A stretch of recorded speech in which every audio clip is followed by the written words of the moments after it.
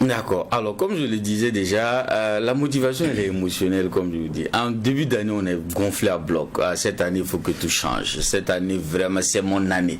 Et on a pas mal de stimuli qui viennent nous galvaniser à définir des objectifs. Malheureusement, on l'a déjà dit sur ce plateau, on va définir souvent les objectifs sans prendre en compte les critères d'un objectif. M. Bandé l'a déjà dit ici. Un objectif se veut d'être smart. Donc, certains peuvent avoir de la spécificité au niveau de l'objectif, de la mesurabilité. C'est-à-dire que quand on l'atteint, on peut le mesurer.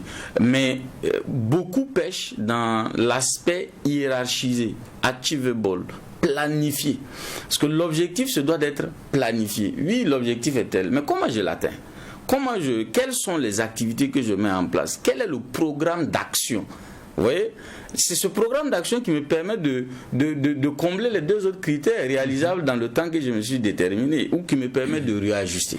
Donc généralement, surtout en fin d'année, en tout cas pour certaines personnes que je côtoie, que je vois, généralement on va fixer l'objectif de façon globale. On ne va pas aller dans le détail, on ne va pas le planifier. Donc on fixe et puis on s'attend à ce que ça soit réalisé, on n'a pas un plan.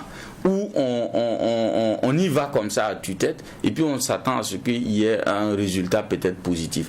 Et le découragement s'installe très vite. Aux premières actions, on voit qu'il n'y a rien et très vite on est amené à se décourager. Mais si on a planifié, donc si on a un plan, j'ai l'objectif, j'ai planifié. C'est pourquoi pour fixer des objectifs, vous avez la nécessité de faire un bilan.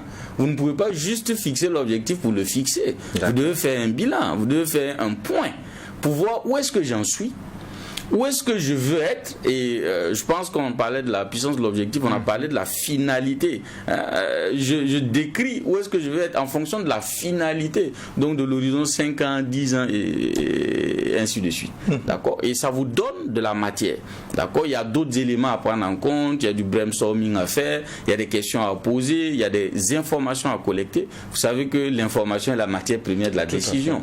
Donc vous avez des informations à collecter qui vous permettent de designer bien ce plan.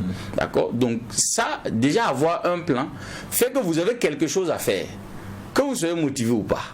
Il y a déjà une structure, vous voyez. Donc il vient devenir une alternative donc à la motivation, mais il ne va pas être suffisant.